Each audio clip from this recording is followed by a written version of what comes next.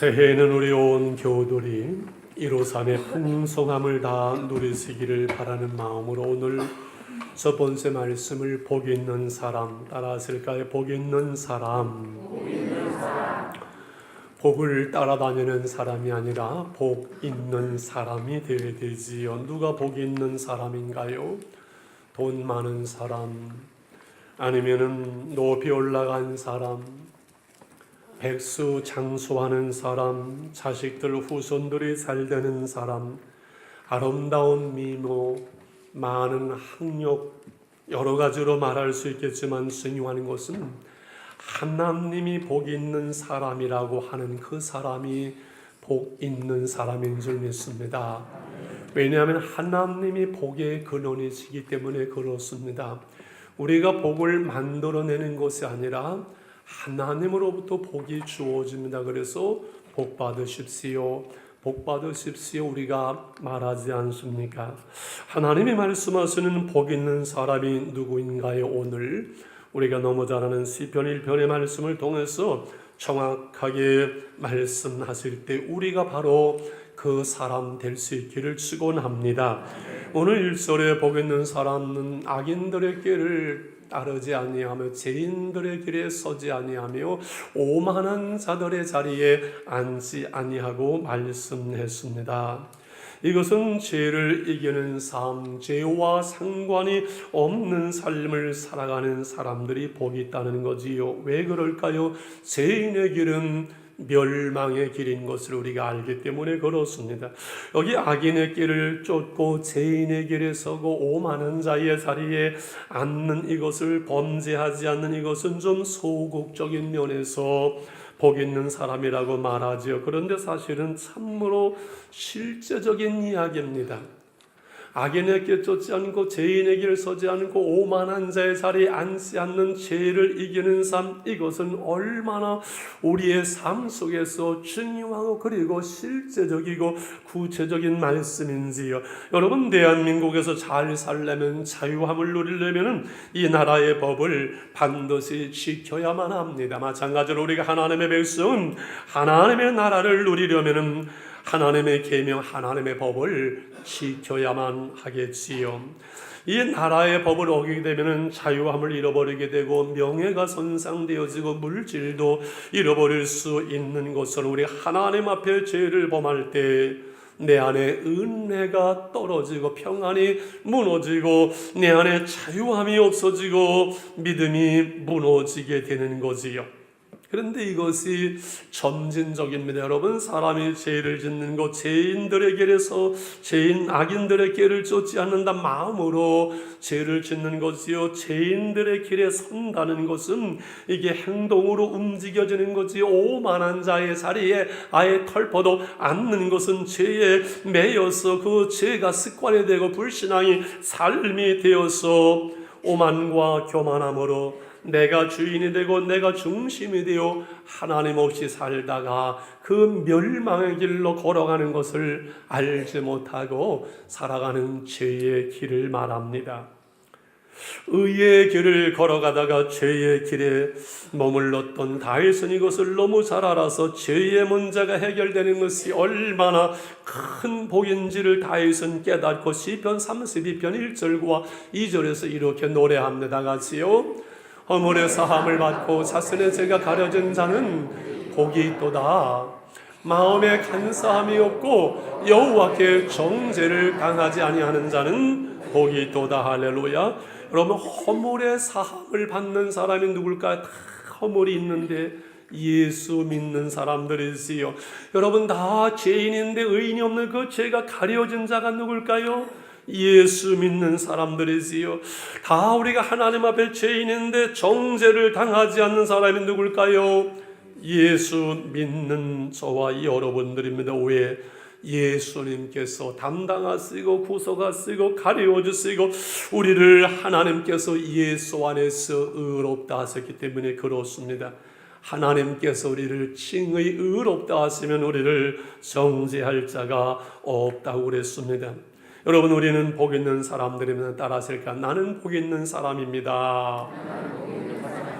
그래서 예수님의 십자가의 구속과 그 부활을 우리는 복음이라고 하는 이유는 죄인이요 죄로 말미암아 멸망의 길을 가는데 그 예수님을 나의 주로 믿음으로 말미암아 우리가 의의 길로 가게 되었기 때문에 복된 소식, 놀라운 소식, 복음인 것이요. 중요한 것은 이제 신분상으로 예수를 믿어 의인된 우리는 의인의 삶을 살아가야 되고 복음으로 구원함을 받은 우리는 복음의 부름에 합당한 삶을 살아내야만 합니다. 그것이 바로 오늘 2절이고 적극적으로 복 있는 사람이요 죄인의 길에 가지 아니하는 방법이요 오직 유일한 하나님의 방법은 2절 이것뿐입니다. 같이요.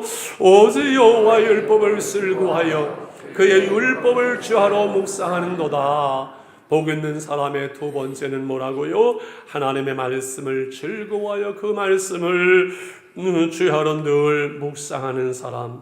오직 여호와의 율법을 즐거워하고 그 말씀을 묵상하는 그 길 외에는 죄를 이기는 길, 복된 길을 걸어가는 길이 없지요. 여러분, 하나님의 말씀을 즐거워한다는 것은 무슨 뜻일까요? 누구를 즐거워하는 걸까요? 하나님을 즐거워하는 거예요. 하나님의 말씀을 가까이 하는 것은 누구를 가까이 하는 걸까요? 하나님을 가까이 하는 거예요. 하나님의 말씀이 우리 안에 충만한 것은 누가 우리 안에 계시는가요? 하나님의 주님이 말씀으로 성령으로 우리 안에 계시는 거예요. 하나님의 말씀은 하나님이시여 하나님은 살아계신 인격을 가지신 분이기에 그분은 말씀하시고 그 말씀을 즐거워하는 것이 바로 하나님을 즐거워하는 거예요. 주야로 밤낮으로 그 말씀을 묵상한다는 것은 작은 소리로 읊조린다는 의미를 가지고 있습니다만 우리가 일도 안 하고 그러면 늘 24시간 성경만 읽고 있어라나 이런 말씀은 아니지요. 우리의 중심이 하나님을 향하고 하나님의 말씀을 우리가 생각하고 그 말씀 가운데 은혜 가운데 살아가는 삶입니다. 다시 말하면 주와 동행하는 삶, 주와 더불어 먹고 마시는 것이 주님께서 우리 안에 들어와서 우리와 더불어 먹고 마신다는 거였습니다. 예수로 사는 삶이에요. 예수 믿는 우리는 예수로 사는 사람들이 그래서 매일매일 우리가 육신의 건강을 위해서 세 끼의 밥을 먹어야 힘을 얻고 우리의 육신이 살아낼 수 있는 것처럼 우리의 영혼도 주의 말씀을 먹음으로 영적으로 힘을 얻고 그 생명과 풍성함을 누릴 수가 있는 줄 믿습니다. 그래서 건강한 사람은요 입맛이 있어요. 밥맛이 있어요. 밥맛이 있으면 살맛이 있어요. 밥맛이 없고 입맛이 없어서 밥을 못 먹으면요 여러분 살 수가 없잖아요. 살맛이 없잖아요. 그러나 때로는 밥 생각이 없고 입맛이 없을 때도 있을 수가 있어요. 이때는 어떻게 해야 될까요? 밥을 먹지 아니면 되겠지만 먹어야 돼요. 억지로라도 먹어야 돼요. 왜? 먹어야 살기 때문에 그래요. 입맛 없다고 안 먹으면 죽는 것밖에 없잖아요. 그래서 아이들이 안 먹으려고 그냥 떠넘기고 그냥 애들을 밥을 먹이냐고 부모가 난리를 치잖아요. 우리가 늘 하나님의 말씀이 즐겁고 이 말씀이 읽혀지고 쓰고 듣고 공부하고 그래서 하나님의 말씀에 꿀보도 더 말다는 그 말씀이 이해되어지는 사람은 정말 복 있는 사람이에요. 그러나 때로는 말씀이 잘 읽혀지지 않고 말씀이 좀 딱딱하고 재미없고 먹고 싶지 않을 때 그때는 어떻게 해야 될까요? 그냥 안 읽으면 될까요? 그때도 억지로라도 읽어야 돼요. 그래서 153의 풍성을 누리자 말씀에 의지해서 배 오른편에 그물을 내릴 때 놀라운 153의 역사가 일어난 것으로 말씀에 의지해서 그물을 내리고 말씀에 의지해서 살아가려면 말씀이 우리 안에 하나님의 은혜가 우리 안에 있어서 그 은혜가 말씀이 우리를 이끌어가야 되거든요. 그래서 153 1은 뭐라고요? 하루에 1시간씩은 우리가 기도해야 되지 않겠는가? 1시간은. 그리고 5는 뭐라고요? 하루에 5장씩 성경을 읽었으면 좋겠다. 왜 5장일까요? 5니까. 하루에 3번을 밥을 먹으니까 5장은 읽어야 되지 않겠어요? 얼마 시간도 안 걸리는데 말입니다. 하루에 3번을 감사하고 3번을 사랑을 표현하고 감사하고 사랑하는 삶이면 우리가 영적으로 풍성해지지요. 그래서 목장에서 서로 권면하면서 인간아 성경 좀 먹자. 밥만 먹고 사니 돼지냐? 말씀도 좀 먹자. 서로 격려하고 큐티를 나누고 말씀을 암송하고 애를 쓰는 거지요. 오후 예배에 어성경이든 하마이든 제자훈련이든 오후 예배에 여러분을 도와드릴 테니까 그렇게 합시다. 송구영신 예배를 마치고 새해를 맞이했습니다. 좀 더 열심히 금년에는 살아야지 결심하는 것 중요합니다. 그러나 인생을 살아가면서 보니까 열심히 사는 것보다 더 중요하고 우선하는 것이 있으니 그것은 하나님의 말씀으로 사는 것, 하나님의 은혜로 충만한 것, 하나님의 말씀을 따라 살아갈 때 하나님께서 책임지시고 하나님께서 인도하시는 그 삶, 말씀으로 충만한 삶의 복이 오늘 3절에서 이렇게 말합니다. 같이 3절 읽겠습니다. 시작. 그는 시냇가에 심은 나무가 저를 따라 열매를 맺으며 그 잎사귀가 마르지 아니하는 것 같으니 그가 하는 모든 일이 다 형통하리로다. 복 있는 사람, 말씀으로 충만하여 살아가는 사람의 모습을 세 번째로 시냇가에 심은 나무와 같다고 말씀하는 거잖아요.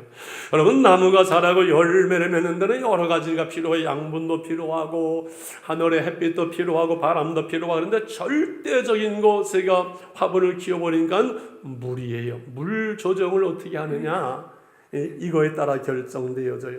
더욱이 중동에서는 사막이 강우량이 적어서 시냇가에 심어진 그 나무는 늘 수분을 흡수하는 놀라운 말씀이지요. 여러분, 나무가 깊이 시냇가에 뿌리를 내리고 그 물을 빨아들여야 살고 꽃피고 열매를 맺는 것을 우리 성도는 하나님의 생명이 우리의 근원입니다.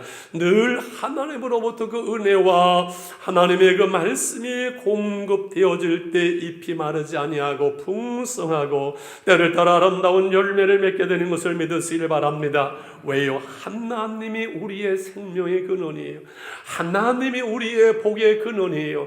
하나님이 우리의 생수의 근원이기 때문에 하나님으로부터 그 은혜와 하나님으로부터 그 생명이 우리에게 공급되어져야 됩니다. 이 하나님을 떠나서 범죄하고 하나님 없이 세상 속에 여러분 망하는 길로 가는 그 백성을 향하여 에레미야는 눈물로 호소하고 눈물로 말하면서 에레미야 17장 5절 6절에 하나님을 떠난 사람의 모습을 이렇게 말씀을 합니다. 여호와께서 이와 같이 말씀하시니라. 무릇 사람을 믿으며 육신으로 그의 힘을 삼고 마음에 여호와께 떠난 그 사람은 저주를 받을 것이라. 그는 사막의 떨기나무 같아서 좋은 일이 오는 것을 보지 못하고 광야 간조한 곳 건건한 땅 사람의 살지 않는 땅에서 살리라고 말합니다. 참 불행한 일이지요. 그러나 이제 하나님께 돌아오는 그 백성을 향한 7절 8절 우리가 읽겠습니다. 시작. 그러나 무릇 여호와를 의지하며 여호와를 의뢰하는 그 사람은 복을 받을 것이라. 그는 물가에 심어진 나무가 그 뿌리를 강변에 내리고 더위가 올지라도 두려워하지 아니하며 그 잎이 청성하며 가무는 해도 걱정이 없고 결실이 그치지 아니함 같으리라. 할렐루야. 그렇지요. 그 옛날 다윗이나 에레미야나 엔단이나 지금이나 다 똑같습니다. 하나님의 백성, 예수 믿는 사람은 하나님께 뿌리를 내리고 하나님의 은혜와 말씀이 공급되어져서 그 삶 속에서 영혼이 잘되고 범사가 잘되고 강건하며 아름다운 풍성한 열매를 맺는 것, 이것이 모든 우리의 신앙의 삶의 원리가 되는 줄 믿습니다. 그래서 예수님은 말씀합니다. 나무도 좋고 열매도 좋고 하든가 나무가 나쁘면 그 열매도 나쁘다는 겁니다. 이 간단하지만 진리입니다. 마태복음 7장 17절 18절을 같이 읽겠습니다. 시작. 이와 같이 좋은 나무마다 아름다운 열매를 맺고 못된 나무가 나쁜 열매를 맺나니 좋은 나무가 나쁜 열매를 맺을 수 없고 못된 나무가 아름다운 열매를 맺을 수 없느니라. 좋은 나무에 좋은 열매를 맺는 거 당연하지요. 나쁜 나무에 나쁜 열매 맺는 거 당연하지요. 좋은 나무가 무엇일까요? 우리를 말해요. 우리가 나무예요. 우리의 삶을 말해요. 우리의 삶이 바로 되어지고 우리의 삶이 풍성하고 우리의 삶이 하나님의 은혜 가운데 있어야 그 삶 속에, 가정 속에, 자녀들 속에 아름다운 열매를 맺지, 나무가 나쁜데 내 삶이 잘못되면서 좋은 열매를 기대한다면 어리석은 거지요. 미련한 거지요. 그렇지요. 중요한 것은 내가, 내 삶이 하나님의 말씀으로 하나님 앞에 바로 되어져서 시냇가에 심은 나무, 하나님께 뿌리를 내리고 하나님의 은혜 가운데 살아가는 여러분 되시기를 주의 이름으로 축원합니다. 말씀이 이제 여기서 끝나야 되겠죠. 그러나 너무 빨리 끝나고 마지막으로 복 있는 사람 하나를 더 봅니다. 그것은 하나님의 인정하시는 길을 걸어가는 사람입니다. 오늘 4절, 5절, 6절은 악인의 말로와 의인들의 결과에 대해서 마지막으로 정리를 합니다. 복 있는 사람의 시냇가에 심은 나무처럼 깊이 뿌리를 내리고 열매를 맺을 때 악인들은, 하나님 없는 사람은 4절에 어떻게 되는가요? 악인들은 그렇지 아니하며 오직 바람에 나는 겨와 같도다. 바람에 나는 겨와 같다는 거예요.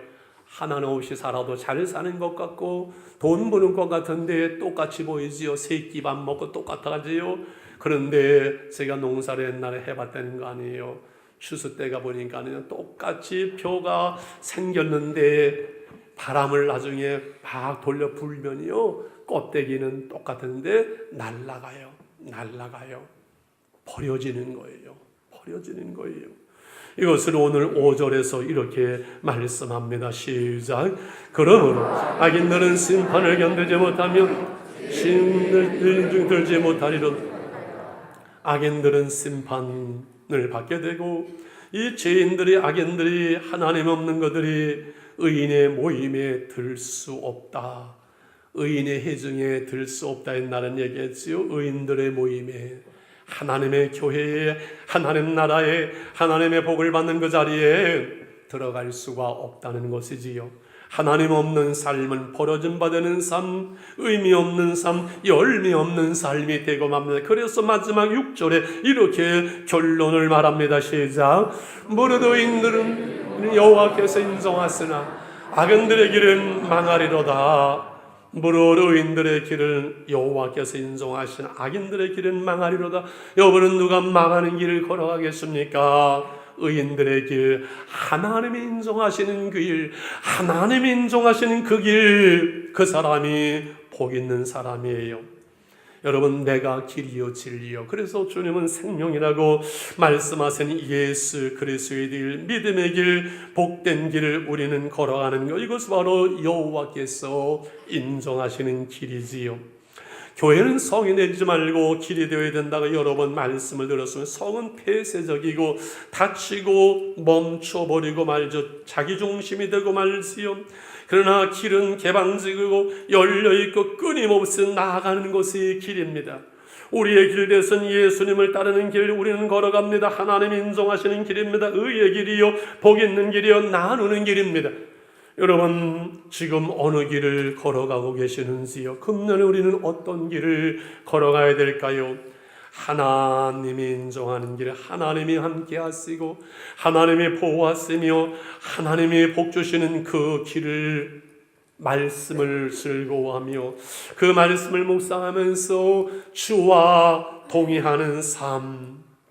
때로는 옆에 있는 사람이, 하나님 없는 사람이 더 잘 되는 것 같고 더 잘 사는 것 같지만 오늘 내가 이 길, 믿음의 길, 생명의 길을 우리는 알기에 우리는 한 걸음 한 걸음 이 믿음의 길을, 주님 가신 길을 우리는 걸어갑니다. 하나님이 인정하시는 길의 자리에 우리가 있기를 원합니다. 김영수 교수가 금년에 꼭 백수가 가득 찼어요. KBS나 이런 그 방송국에 첫날 이렇게 많이 나와서 강연을 하면서 그 행복에 대한 말씀을 하더만요. 그분이 그런 말씀을 했어요. 우리 교회에서 말씀했어요. 되돌아보니까는 아이들을 키우면서 아이들과 지지고 볶고할 때가 제일 행복했다. 그리고 100년을 살아보니까는 60세부터 75세가 가장 편안하고 행복했던 것 같았다. 그런데 그분이 그런 얘기해도 많이, 그런데 살아보니 나를 위해서 산 것은 아무것도 남는 것이 없더라. 남을 위해서 살고 나라를 위해 살고 하나님을 위해 산 그것은 열매가 있지만은 먹는 것이 남는 것이 아니라 나를 위해서 산 것은 열매가 없더라. 그분이 그런 말씀하더만요. 여러분, 백수시대를 우리가 살아가고 우리가 걸어가야 될 인생의 길이 얼마나 남았는지 알 수 없고 우리가 얼마나 더 걸어가야 될지 알 수 없지만 그러나 중요한 것은 우리의 남은 길의 기록지가 아니라 오늘 주님과 함께 걸어가는 길, 여호와께서 인정하시는 길을 우리는 걸어가고 있다는 것입니다.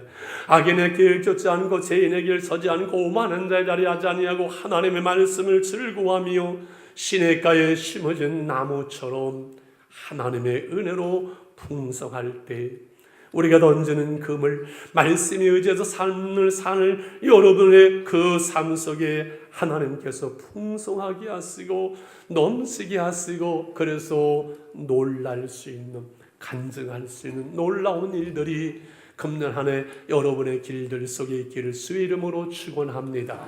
우리 1분만 기도하기를 원합니다. 그렇습니다. 우리가 그 믿음의 길을 걸어가겠습니다.